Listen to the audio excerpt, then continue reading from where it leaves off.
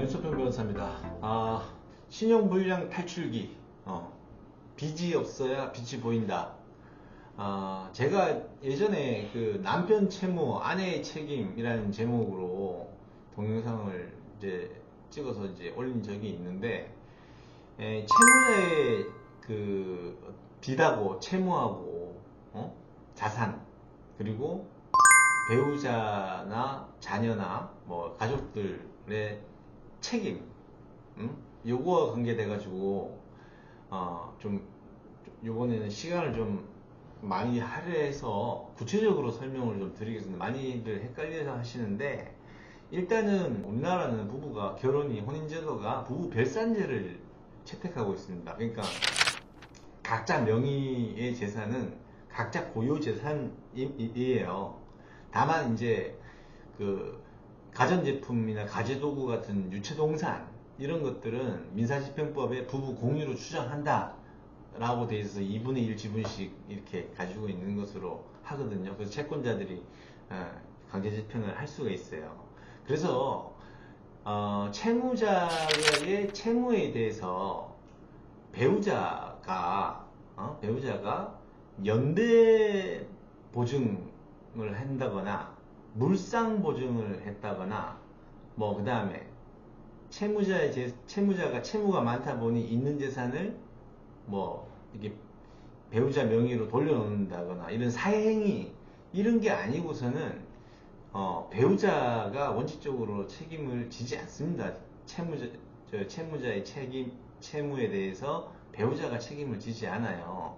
그런데 개인 회생이나 파산, 뭐 일반 회생, 간이 회생, 개인 사업자이나 뭐 급여 소득자들 중에서 뭐 일반 회생, 간이 회생, 개인 회생, 개인 파산 이런 거를 신청할 수가 있잖아요. 그때는 직계 존속, 부모님의 재산관계도 조사하고 배우자도 조사하고 자녀들도 조사합니다. 왜냐면 이제 가족들이 특수관계인들인데 그 재산을 빼돌린 게 있냐 없냐 이런 걸 확인하기 위해서 조사를 하거든요. 이제 이제 조사한다 그래가지고 다 빼들어 가는 건 아닙니다. 다만 미성년 자녀가 아파트를 가지고 있다. 이거는 미성년 자녀가 지금 저도 아파트 사기 힘든데 그럴 수가 없잖아요. 그런 것들은 이제 부모 재산으로 봐가지고 그 자금의 원천이 근거가 누구한테서 나왔느냐 이거에 따라서 채무자 재산으로 볼 것이냐 배우자 재산으로 볼 것이냐 그건 달라질 수가 있습니다. 그래서 그 채무자를 그냥 남편이라고 하죠. 뭐 보통 사업하시고 하는 거는 이제 보통 남자들이 하니까, 자, 남편 A가 아파트를 가지고 있었어요. 요거를 배우자한테 넘기는데 이제 방법은 여러 가지일 수 있겠죠. 이제 매매를 해서 이제 한다 그러면 이제 배우자가 실제로 매매 대금 지급했다 그러면 문제가 없는데, 말은 매매인데 매매 대금을 배우자가 채무자인 남편 A한테 안 준다 이러면 이거는 사행행위죠. 뺏깁니다. 그리고 공짜로 주는 거를 뭐라 그러죠? 증여라고 하죠. 그렇게 되면 그것도 뺏깁니다. 채무자의 자산이었다가 배우자나 뭐 특수관계인들한테 넘어간 거는 사회행위가 되는 거니까 그거는 채무자의 자산으로 봐야 돼요. 배우자의 재산으로 되는 게 아니고 등기는 그렇게 넘어갔다 치더라도. 자, 그리고 또 이런 게 있었습니다. 이게 채무자인 남편 A가 아파트를 제3자한테 팔 수 있죠. 부동산 중개소 통해서. 그럼 매매 대금이 들어온단 말입니다. 근데 그 대금으로 뭐 담보대출 일부 갚고 남는 거 가지고 배우자 명의로 전월세 계약을 체결해서 전세보증금, 임대차 보증금을 지급했다. 이렇게 되면 어떻게 되겠습니까? 그 보증금은 누구 거가 되겠어요? 그것도 남편 A 거가 됩니다. 그러니까 이제 채무자인 남편 A가 자신의 소유하고 있는 아파트나 뭐 이런 빌라나 이런 거를 팔았을 때 조금이라도 좀 이게 재산을 지키고 싶으면 전월세 계약을 할 때 남편 A 명의로 해야 돼요. 배우자 명의로 하면 안 되고.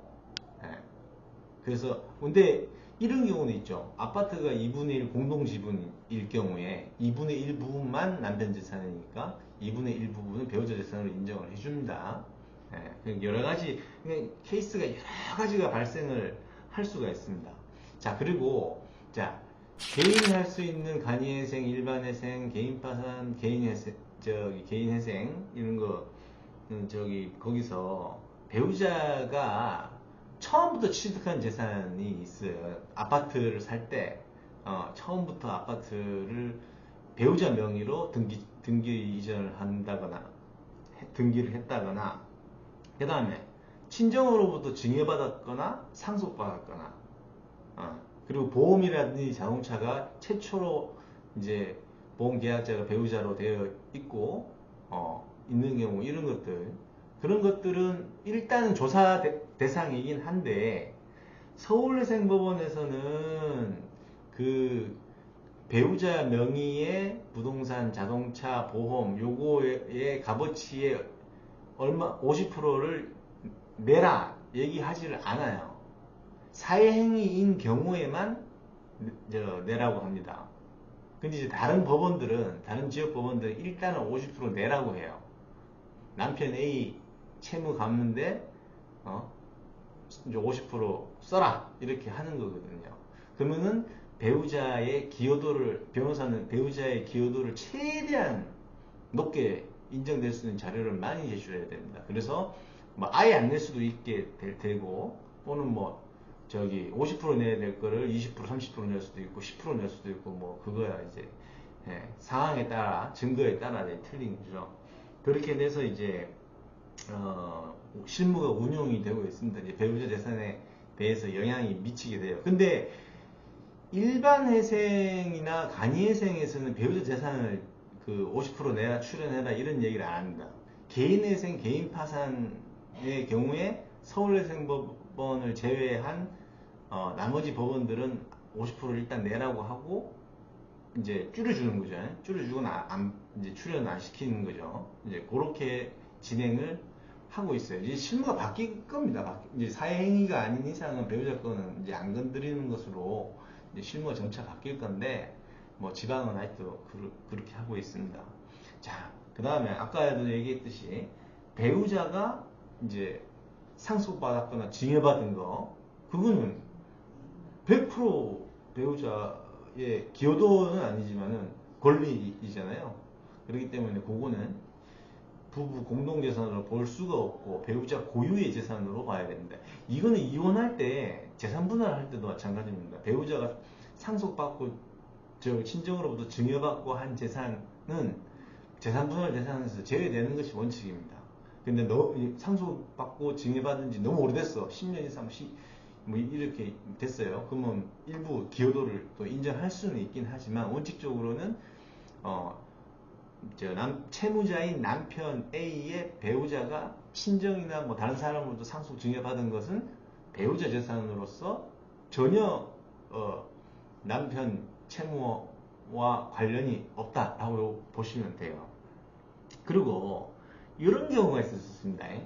남편 A가 이제 개인회생을 신청을 했어요. 일반회생 또는 간이회생, 사업자인 경우 개인 사업자인 경우 간이회생 신청할 수가 있거든요. 급여소득자는 이제 채무 규모에 따라서 일반회생, 개인회생을 신청하게 되는데, 개인회생을 할 때 남편 A가 상속이나 증여를 받습니다. 본가로부터. 그렇게 됐을 경우에는 개인회생은 그 재산을 변제하는 재원으로 사용해야 됩니다. 청산가치에 반영한다, 개인회생 재단에 편입한다, 이런 뭐 법률 용어를 쓰긴 하는데, 개인회생은 뭐라 그럴까, 좀 어려운 말로 확장형이거든요. 그러니까 재산이 늘어나면 늘어난 만큼 변제금이 늘어나는 거가 됩니다. 개시결정일 기준으로 해가지고. 그리고 이제 변제 계획안을 작성해가지고 이제 나중에 법원에서 요렇게 갖고 3년 동안 5년간 갖고 면책시켜줄게. 이게 이제 개인회생이잖아요. 근데 그러면은 이제 변제계획안 인가 이후에 상속이나 징여를 받을 수가 있거든요.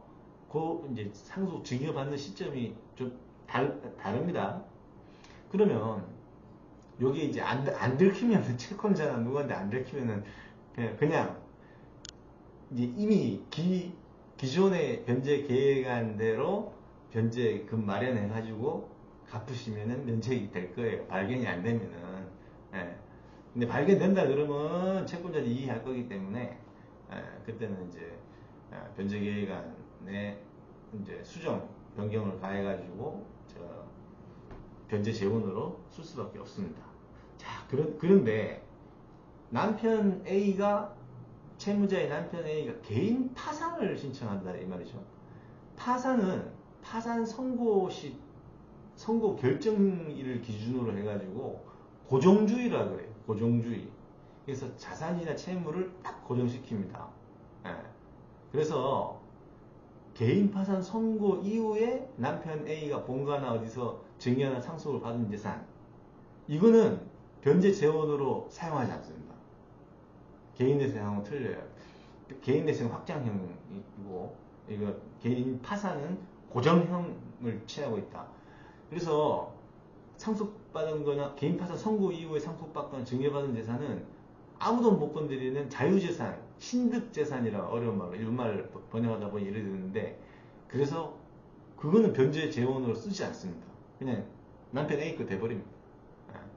그러니까 언제 상속 증여받느냐가 이제 각 제도별로 시점상 그 법적인 효과가 달라지는 것이죠. 이제 그렇게 되는데, 그 다음에 그 채권자들이 제일 궁금해하는 것이 이제 그 뭐 채무자의 재산 조회를 하는 건데, 뭐 일반회생, 간이회생, 개인회생, 개인파산 이런 거를 할 때는 어차피 세금 납입한 내역하고 그 다음에 그 국민연금이나 건강보험료 이렇게 납부한 내역들 이런 걸 내야 되거든요. 그러면 그 액수를 보면 소득이 어느 정도였는지가 파악이 돼요. 그리고 재산세 냈다든지 뭐 이런 거 보면 이제 그런 것들이 있으면 재산이 어디 있는지 저 자산 목록에 그 기재하지 않고 이게 몰래 딱 숨겨놨다고 손 치더라도 재산세라든지 뭐 이런 것들이 뭐 나오게 되면은 그 재산은 이제 발각이 돼가지고 이제 변제 재원으로 사용하게 됩니다. 근데 일반적으로 채권자들이 채무자 재산 조회하는 것은 쉽지가 않아요. 그 개인정보보호 뭐 이런 것 때문에 쉽지가 않고, 그래서 보통은 채무 불이행자 그 명부에 등록한 걸 이제 법원에 신청할 수가 있고, 재산 조회, 재산 명시 신청이 있거든요. 근데 그것도 임의적인 방법이라서 뭐 안 됩니다. 근데 이제 통상적으로 이제 채무자의 재산 조회를 해보고 싶다 그러면 그 어떤 채권에 기해 가지고 민사소송을 제기하고, 그 다음에 그 법원을 통해서 증거 신청을 통해 가지고 이제 사실조회 같은 걸로 해서 증거를 수집할 수가 있습니다. 채무자의 재산 상태에 대해서. 이건 이제 회생 파산하고는 관계없이 채무자 재산을 좀 알아보고 싶을 때 그렇게 하는 거거든요. 그래서 이렇게 해서 그 채무자의 그 자산과 부채는 원칙적으로 배우자나 뭐 가족에게는 하등 영향이 없다.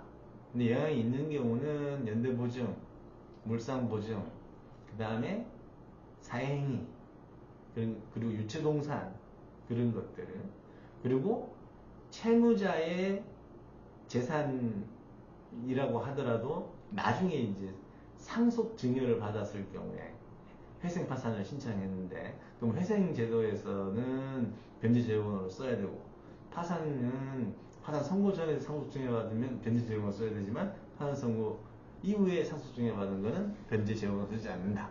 이렇게 이해를 하시면 됩니다.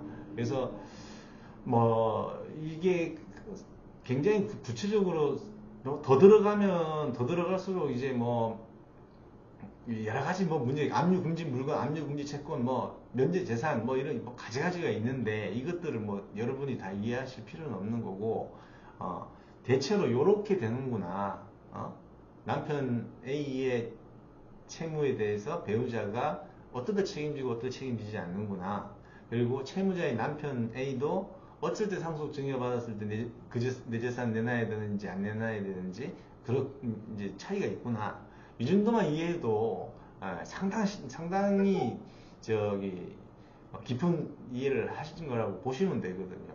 그래서 요 영상을 참고하셔갖고